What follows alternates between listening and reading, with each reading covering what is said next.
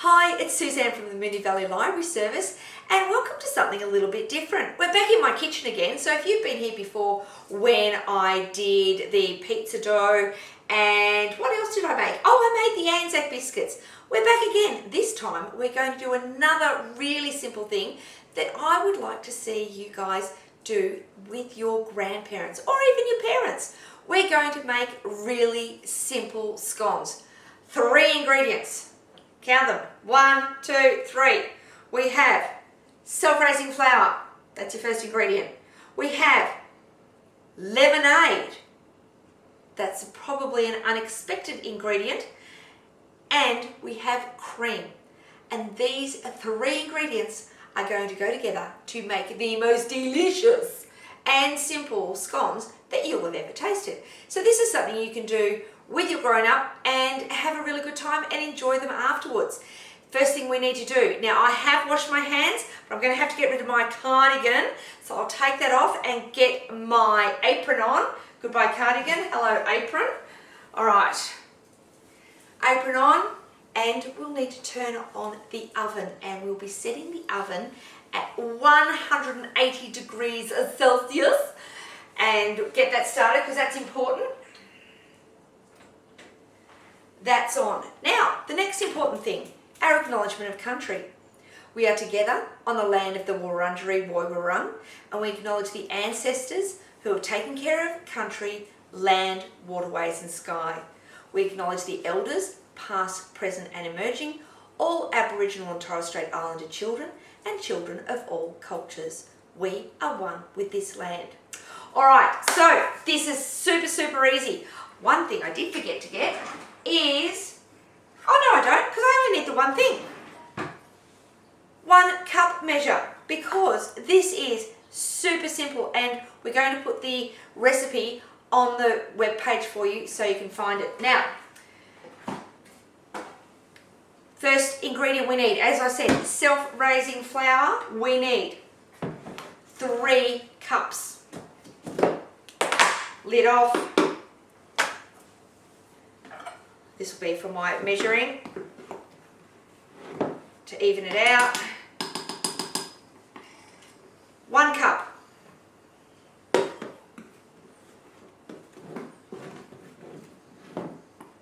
You don't need to sift it. This is a pretty rough and ready recipe. No sifting required. 2 cups.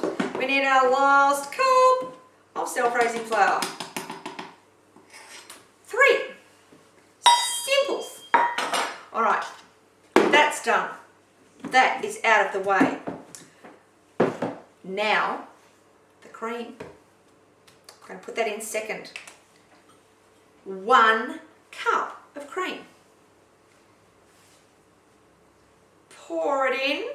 I've got a big bottle of cream because you're going to need cream whipped up to have with your scones later. That's our second ingredient, 1 cup of cream. Now what you could probably do is have a little Zoom session with your grandparents. Make sure you both got the ingredients ready and make them together if you can't be in the same place just yet. Oh, lemonade, ingredient number 3.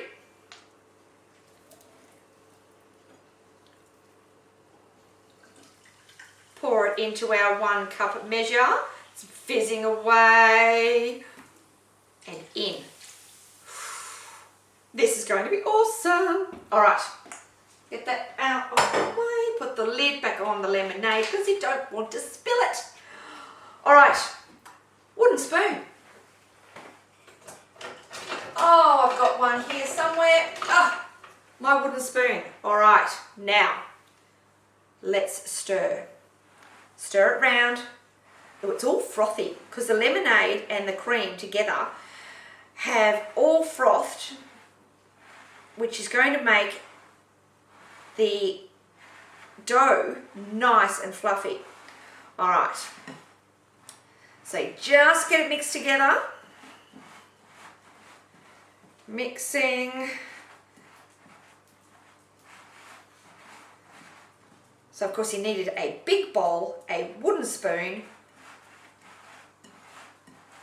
and a nice firm table to work on, because now This is where you get your hands dirty. All right. Hands, take all the batter off the spoon. I'm going to mix it a bit with my hands to make sure it's all mixed together. It makes a nice soggy dough. This is beautiful. It's not too sticky on your hands. All mixed together. Fantastic. All right. Next step, we need to knead it. So to knead it on the table, we are going to use some plain flour. And I'm going to tip that out onto the table. Give it a good sprinkle. The table has been thoroughly cleaned, of course, before we started this. All right. Take your beautiful dough out of the bowl, plonk it on the floured surface and knead. Now, do you guys remember how to knead? I did show you when we did the pizza. You grab the outside of the dough and you pull it into the middle and push it down with the heel of your hand.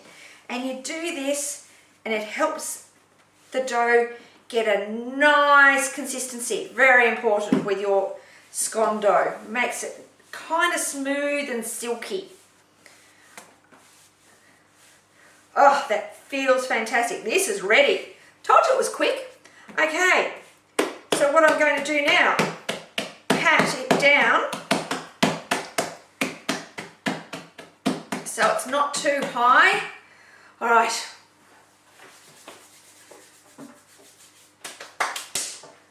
And baking tray.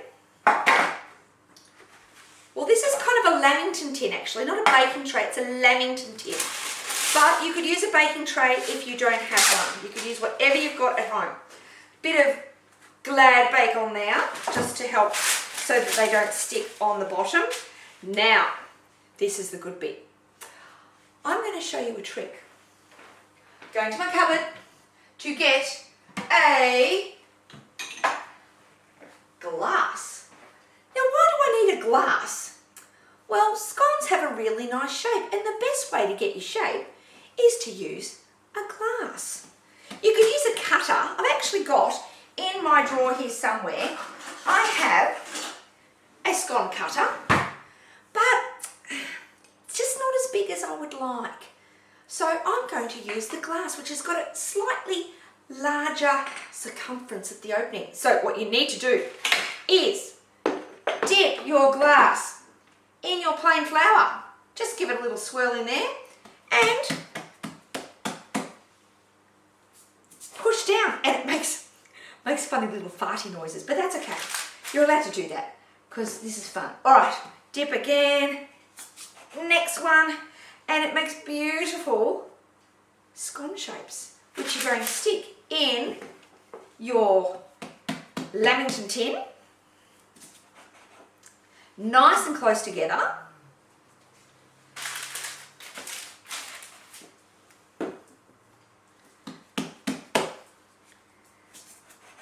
All right, we'll be back in a second and I'll show you the next step. Okay, so now I've made all the scones, pop them in the tray. I have a grand total of, now you're going to have to do your maths. I have 3 in a row, 1, 2, 3. I have 4 rows of 3, which equals what? No, not 15. No, not 10. 12.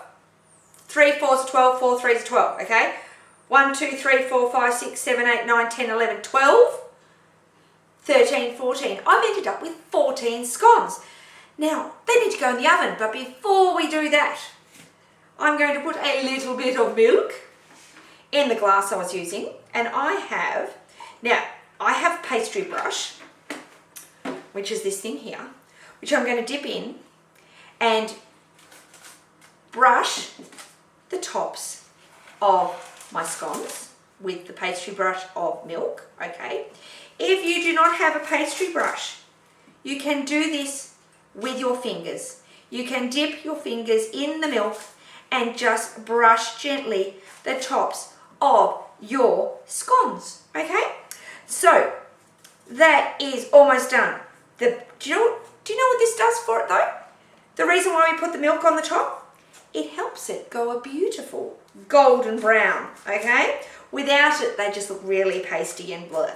Okay, they're ready to go in the oven. My oven is preheated. Now, how long do I need to put them in for? Depends on the size of your scones. So I'm going to put mine in for 10 minutes, but they might need more. So in they go.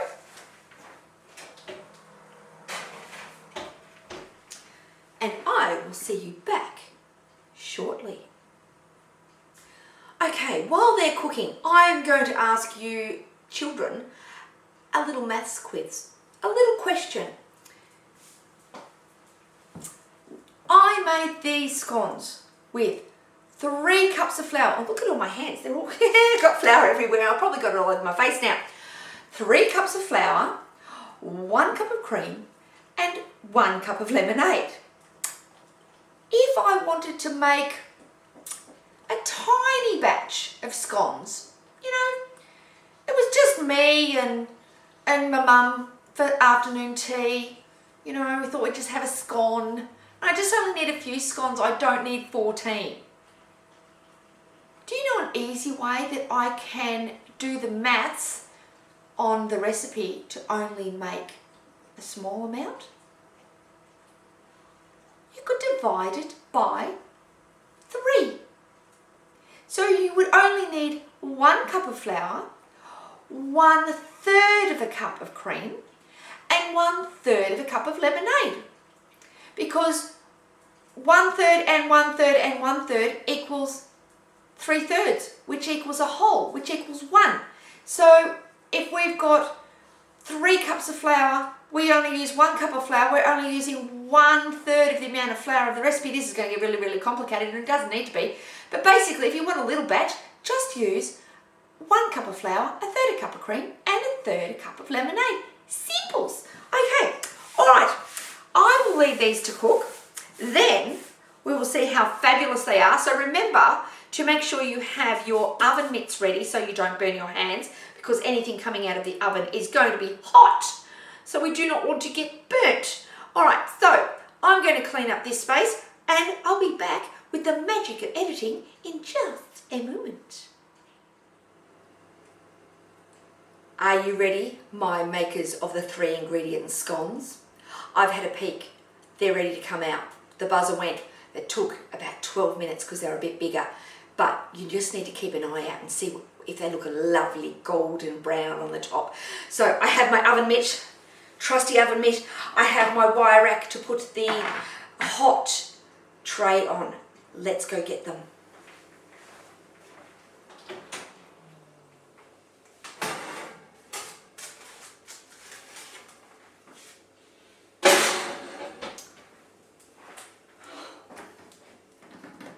Well, I don't know about you, but these look pretty edible. I'm quite proud of that. You should be proud of yours as well. Okay, so I'm going to leave them here for a couple of minutes to cool down. Then I'm going to tip them out and break them apart so they cool down a little bit more. And then, well, there's only one thing left to do once you've got to that point. Is make yourself a cup of tea and eat them. So I'm going to whip up my cream, a little bit more of the cream. I'm going to get some jam, and you can use apricot jam if you want, or boysenberry, or raspberry, or strawberry, whatever jam you like. And then jam and cream with a cup of tea, whether or not you're with your grown-up, with your grandparents, or whether you're doing this via FaceTime or Zoom or Skype, whatever format you're doing it, this is a really nice way. You can sit down together, have afternoon tea and have some scones. Oh, everyone loves a scone, don't they? I know I do. So we'll be back in a minute after these are cooled down, and I'll have my cup of tea ready. I'll be back. Well, everybody, they've cooled down. They're ready to eat. I've got my cup of tea. It's all ready to go. I have 1 scone, and I think I need to add some jam and cream. Got the good jam. Used it already. Pop it on. You can be generous because, you know, a special treat. And jam. And then I've whipped some lovely cream. Get a spoon so I can dollop it on. And again, be generous. All right. Enjoy your scones. I'll see you guys another time. I'll see you back in the library. Enjoy. Bye. Fabulous.